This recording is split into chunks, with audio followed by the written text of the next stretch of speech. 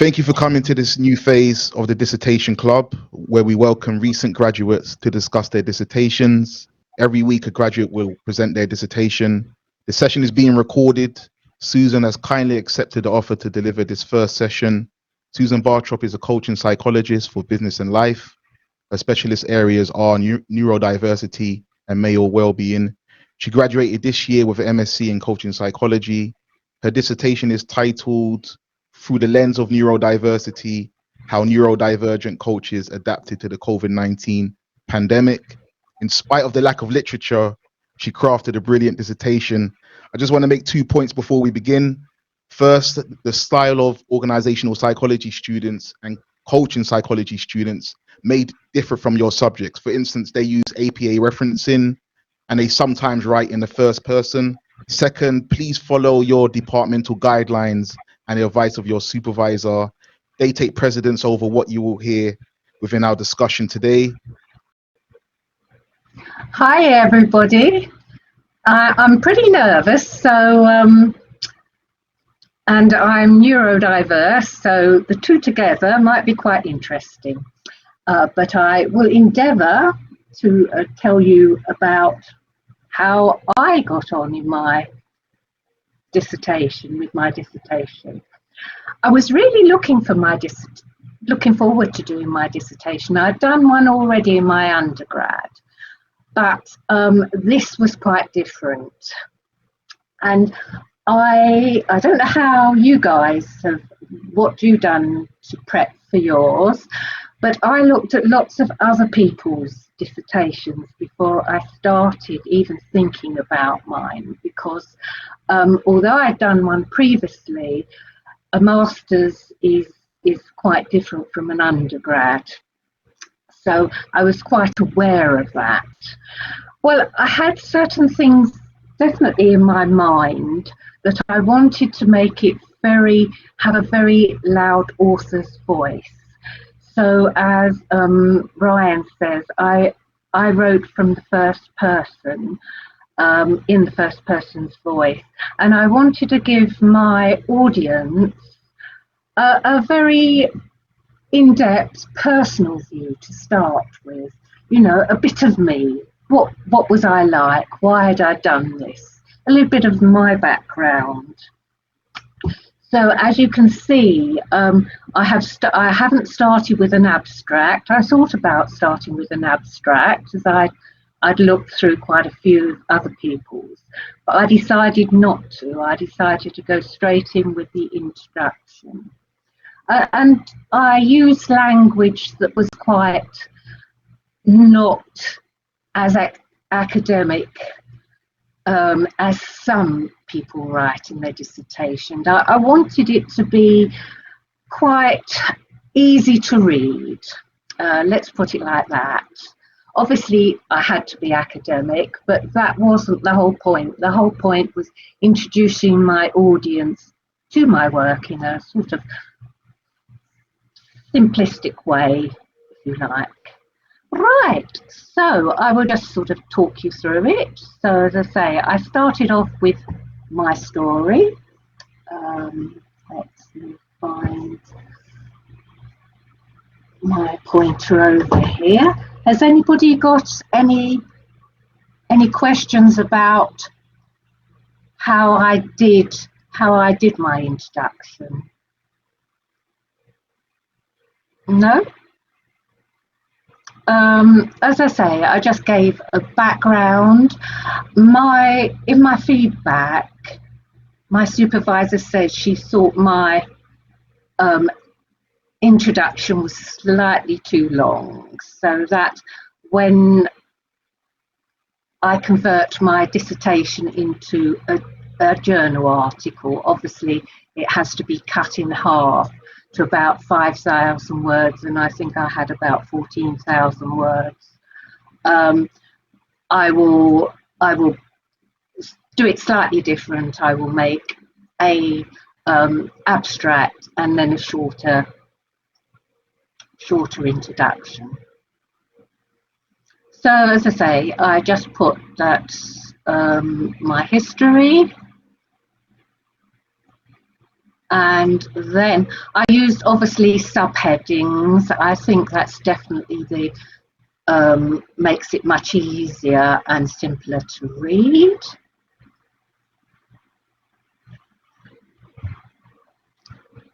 And I, at the bottom of the finish of my introduction,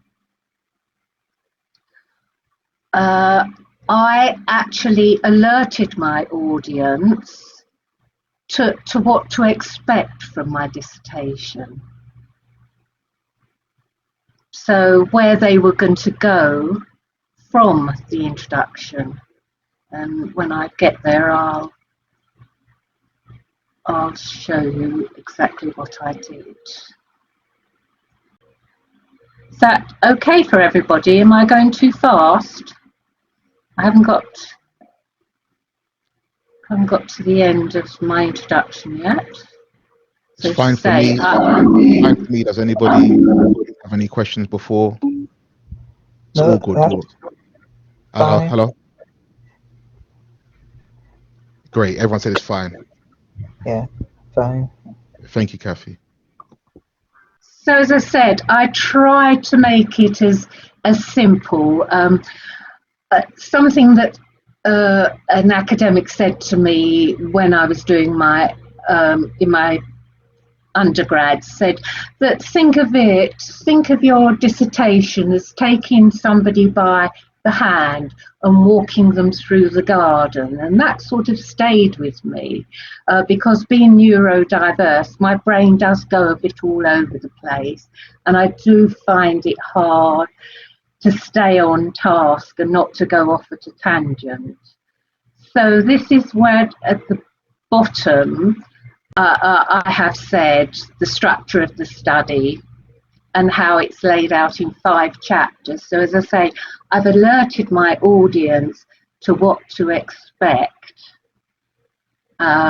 before I go on to actual chapter 2. Now, because when I get there, I'll get on chapter 2. I've gone, yes, I've gone, which is my literature research. Because I chose a subject, I never do anything the easy way. I chose a subject that there was a gap in the literature. So I had literally no literature to go on. So I decided I was going to do 2 literature reviews because of the lack of literature, and then mesh them together. Sounds quite easy, but it certainly wasn't. And I must admit, my supervisor, when I came to do that, my supervisor did give me quite a lot of help with that. But in the end, it was it turned out all right. It turned out very well, but it was difficult, and there was a lot of sort of biting of nails and a few tears and lots of emotions flying around. But I did get there. As I say, I love doing the literature research because I'm very much into research, and most of my literature was quite modern, as you can see, because obviously we were in a pandemic, and my dissertation was about how coaches, neurodiverse coaches, coped in the pandemic. So, as I say, I felt that I had to get very cutting edge literature and be very out there. So that's, as you say, it says literature review, and that is actually two literature reviews meshed together. So as I say, I use very cutting edge literature. There is some old stuff in there, but the journals I looked for, obviously, because that was the time we were living in. So So what else was I going to tell you about? Generally, would you say it's better to use studies within the 5 or 6 years, regardless anyway? Is it better to use more recent? I would, but Okay. obviously it depends what your subject's on, because Yeah. I think it's good to have a little bit of background, because, you know, people like Freud, well, they were pioneers in their time, but life goes on, doesn't it? Life doesn't stand still. So new research brings out new topics and new ideas. And Of course. one thing Birkbeck has taught me is always to be critical. And I found that quite interesting when I was doing my research. You know, I would read something and then think, oh, that's strange, because I've read that, but it hasn't been said in that way. That's not quite the same as what I've read before. So I would say to students, always question things. Don't take everything taken as said. I mean, I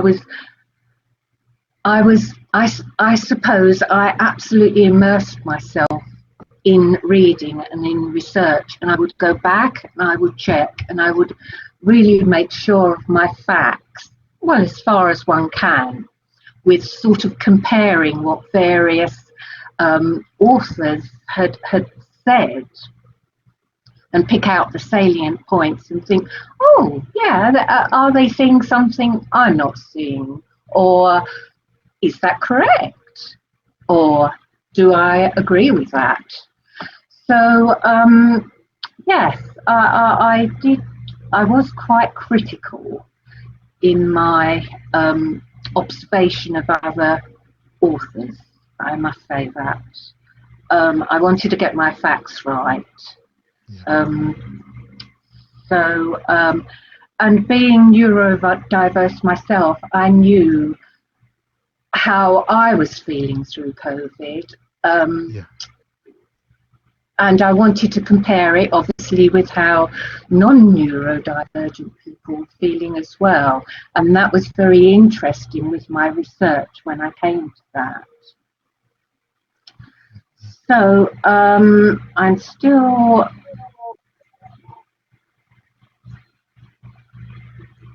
And I'm looking through the references, and I can see that you cited many academics from the OP department at Birkbeck. So was that Yes, an advantage?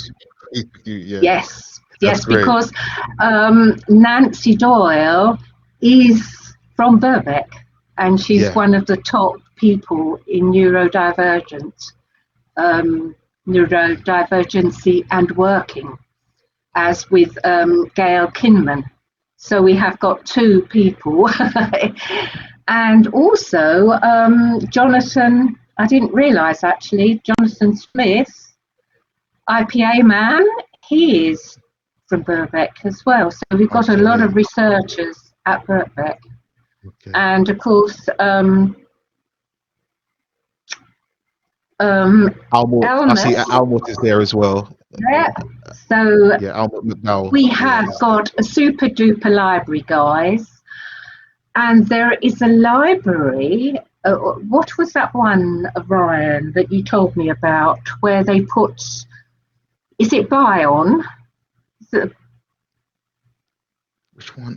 The library where they put they're not quite perfect. The drafts of some of the dissertations. Ethos would be the finished draft, but I'm not sure. Yes, no, they do the unfinished draft. Okay, no, I'm not sure where that would be. I've just seen two questions here. There's a question from Helen. She said, "What was the purpose of this table that you just did on?" This is showing how sparse the literature research was in. You know, how I couldn't find anything that was not relevant at all. I didn't find one journal that, obviously, as I say, we were living in the pandemic. So this is at the very beginning of, so nothing had been published about coaches. and how they adapted in the pandemic. So there was, as I say, literally nothing out there. So as I say, this is a mishmash of all I could find in my subject. And I've got a question from Sirag, who asks, where would we find these references in the Birkbeck Library? Where would we find? Would we find these references in the Birkbeck Library? What, for neurodiversity? Yeah, like the references that we've seen mostly within the literature review. Did you get most of that within the Birkbeck Library? No, I looked everywhere. I Okay. really was. I mean, I'll put some notes on. I can let people know. I went to the British Museum. That's got a brilliant British Museum. British Library. That is fantastic. Yeah. I looked in. I used some grey literature as well. As you see, I used some what they call grey literature. I used such a mixture of everything I could find to do with COVID and neurodiversity. As I say, I spent days, hours, weeks looking at everything. Yeah. Because I remember you told me you had a meeting. I remember you told me you had a meeting with Aidan as well to help. Yes, I did. Aidan couldn't find anything. Aidan couldn't find anything. Yeah. Oh yeah.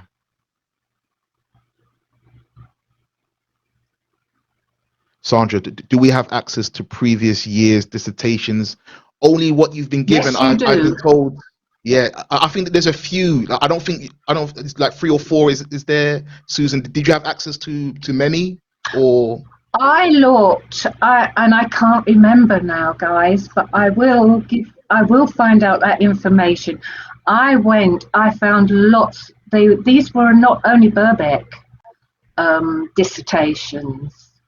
These were from other Oxford University.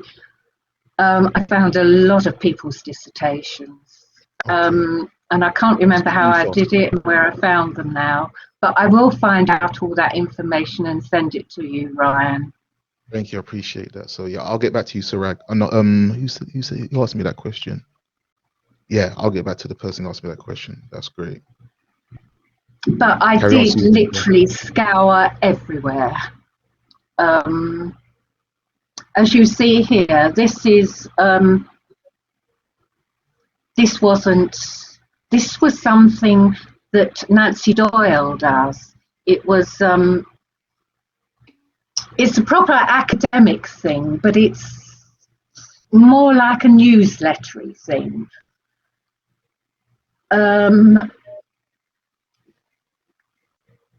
As I say, these are academic journals. But as I say, I scoured everywhere. Yeah. Because of the gap in the literature. And these are journals. Some of these are journals. Harvest Business Review. So I did things like that.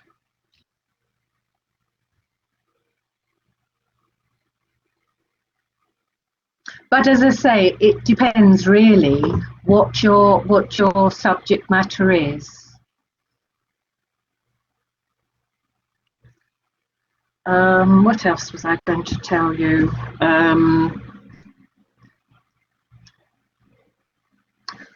My supervisor, I do say to everybody, do use your supervisor. You are allowed 6 hours of one-to-one with your supervisor.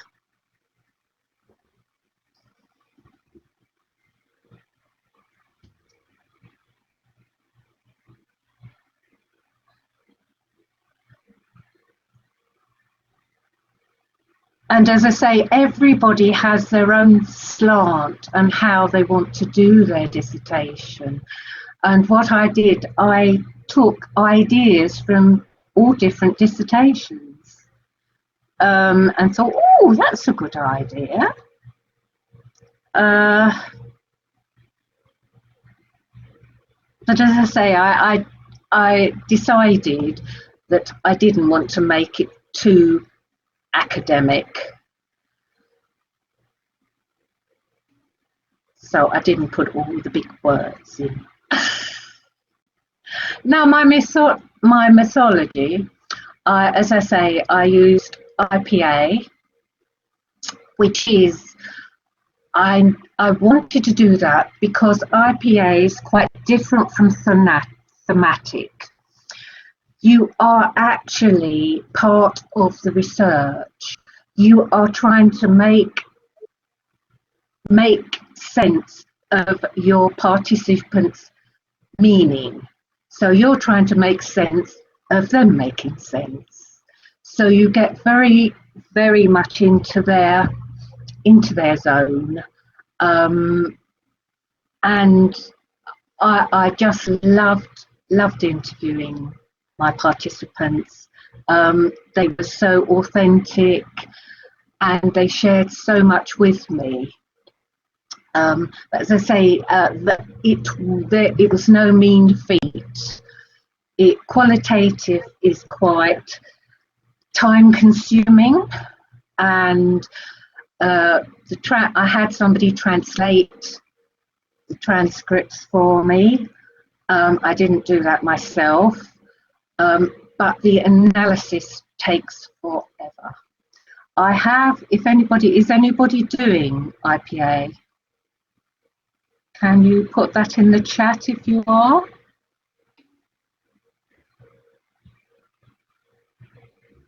And I've got a question. I've got a question from Kathy. Yeah. Did you use any software for transcribing and coding of your data?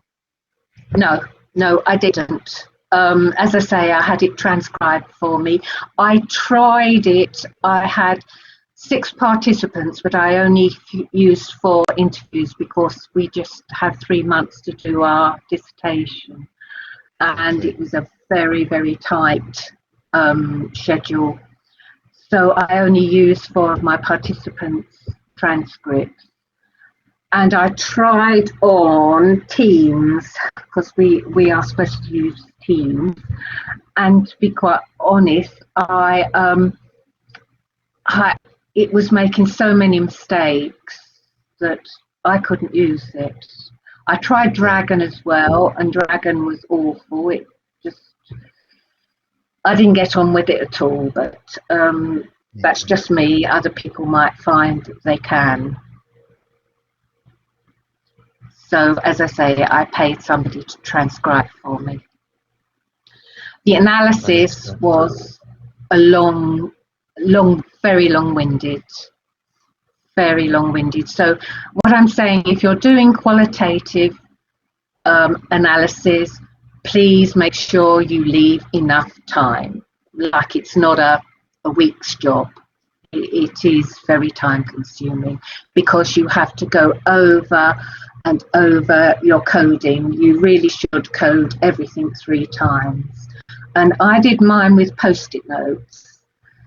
You can do it, as you say, in Excel, but I am very visual. So, and I've got somewhere, I'll show you how I did my Post-it notes.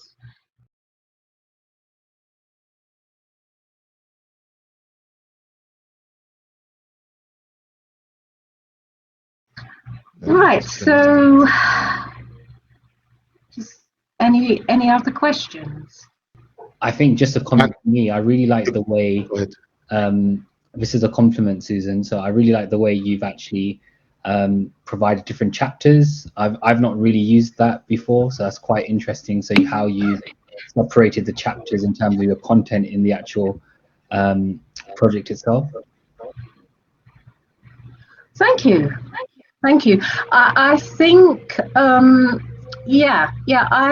I think I sort of got that idea from somebody else, to be quite honest. It wasn't totally all my idea. I think I played around with it.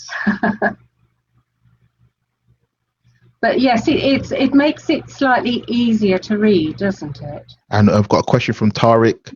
Is netnography and semi-structured interviews substantial along with a combination of discourse analysis and thematic analysis? So using Yes. ethnography and semi-structured Yes. interviews, is that Well, sufficient? semi-structured, you always generally semi-structured interviews because they're open-ended. But obviously, I don't know, it depends again what your topic is and as you say, what module you're doing. I mean, that's something that you have to obviously discuss with your supervisor.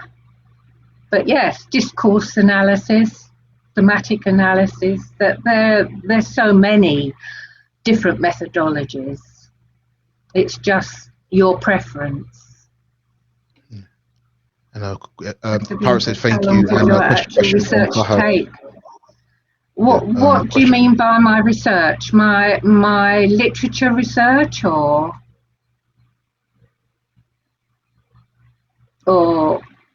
actually Fahad, you can come on the interviewing? mic if you want.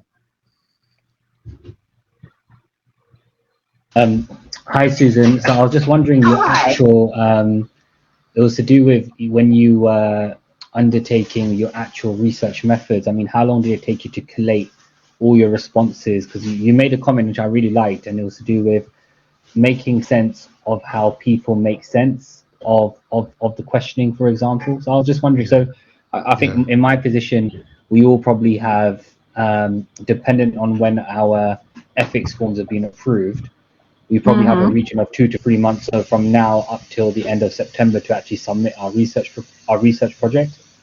So I was just wondering, how long did it take you to get or collate all the evidence that you needed to actually start putting, a decent amount of, let's say, analysis into your report? Right. Well, we didn't put our ethics in until the 1st of July. So, but we got that quite quickly. I think I began interviewing in probably middle of July, and we had to have an extension to October. So that's July, yes, and yes. So middle of July we got our ethics. July, August, September, October, 3 months.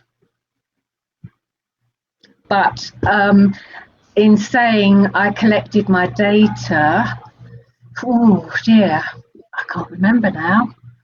I know my analysis took the longest.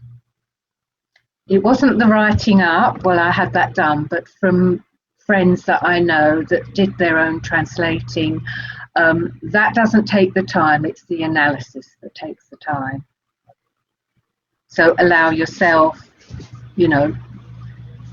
be realistic.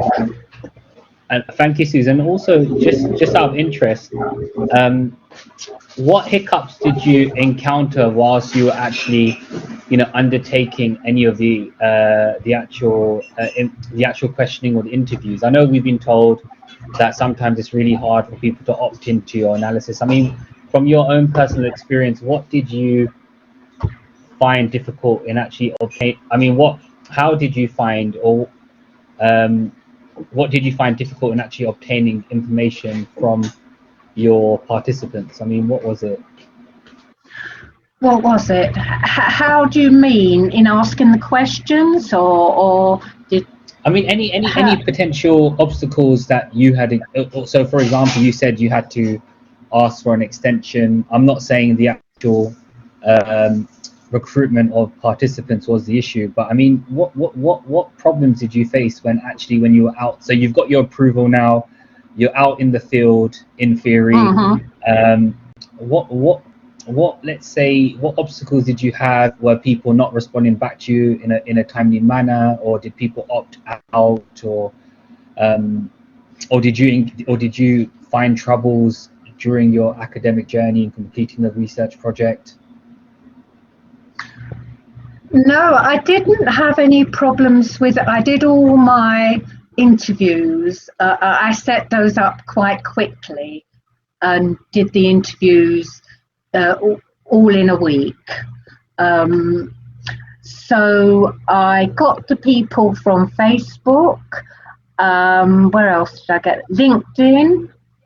And I just talked to them.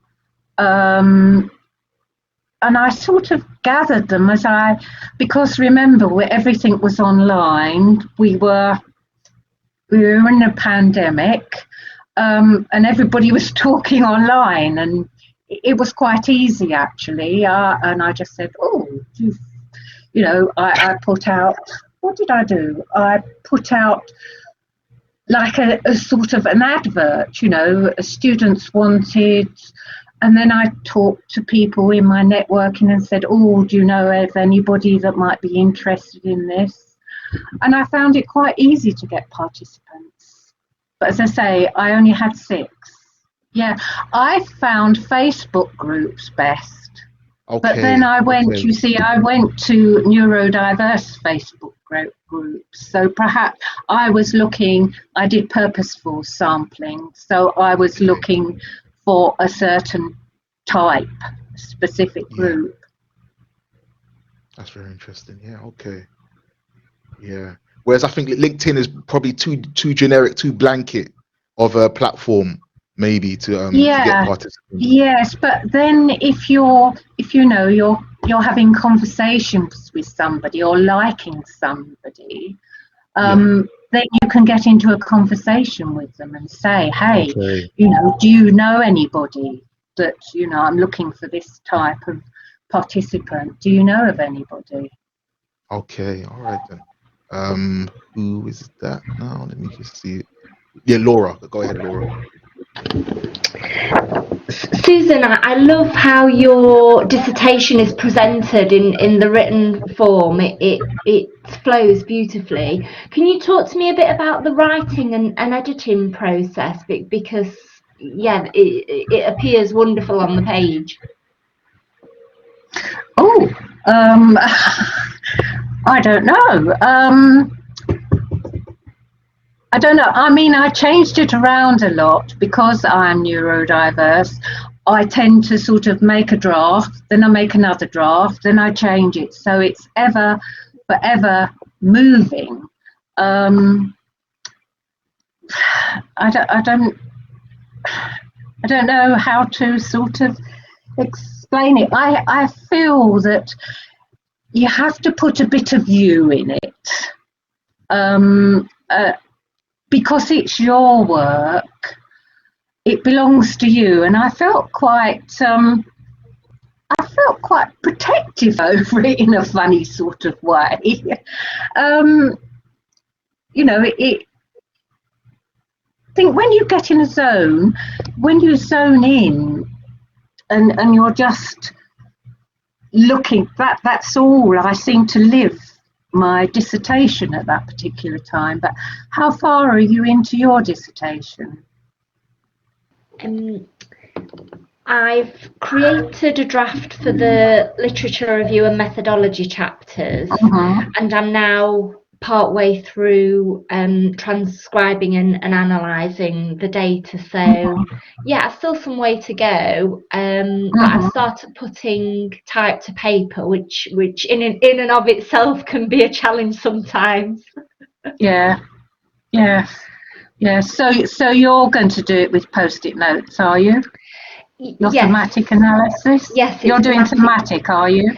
Correct. Yes. So I've just started what Braun and Clark call familiarisation notes. So I've got 10 interviews that I've just started assessing for familiarisation at this stage before moving on to more detailed analysis. Yes. Yeah. Oh, good. Are you using different coloured post-it notes for your participants? Because that's what I used. Every participant, I used a different colour post-it note. I think that's a great tip. I will be doing after today. So I knew, and I put the page number also on it, because otherwise I knew yellow was, say, participant 1, but I I didn't want to spend hours looking through all his transcripts, so I would remember to put the page number on.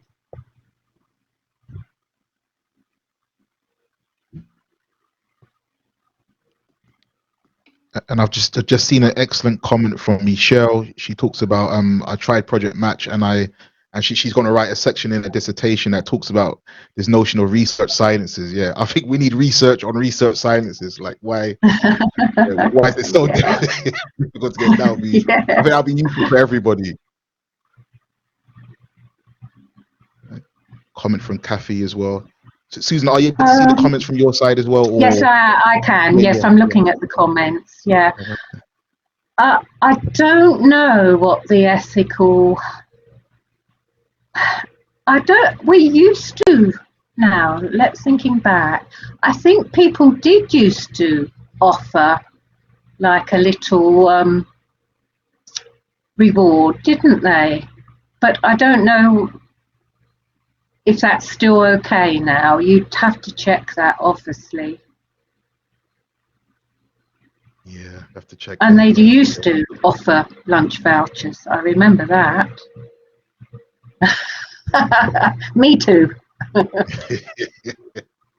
I've just seen the time now. Like, Susan, would you like to wrap up the last minute or so? And oh, right. Okay. Well, yeah. I think what else? Is there any other questions? But as I say, enjoy your research. As I say, I really, really loved mine, but I was pretty glad when it was all over. Yeah, but yes. So yeah, I can't think of any more tips. You'll probably find you have too many words and you'll have to take some out. Oh, I know what I got quite passionate about some of my themes. Well, they weren't themes. When I did my coding. But if it's not relevant, take it out. No matter how you feel about that, take it out, because you do get to the stage where you think, oh, is that really relevant? Do I need that in there? Because you'll find you probably will have to delete when you get too many words, because I don't know how mine was 8 to 10,000. Was it 8 to 10? Is it quantitative? Is 8 to 10,000? 8 to 10? Yeah, yeah. I think it depends on department. I'm not sure. Yes, I think ours was up to. I think ours was up to 10. It used to be 12, and then they cut it down, I think, to 10. And I went up to 14,000, but then you have to take the references out and all the other bits and pieces out. So I think it was probably just over. Try to keep to the recommended words, amount of words, though, because you might be penalised if you don't.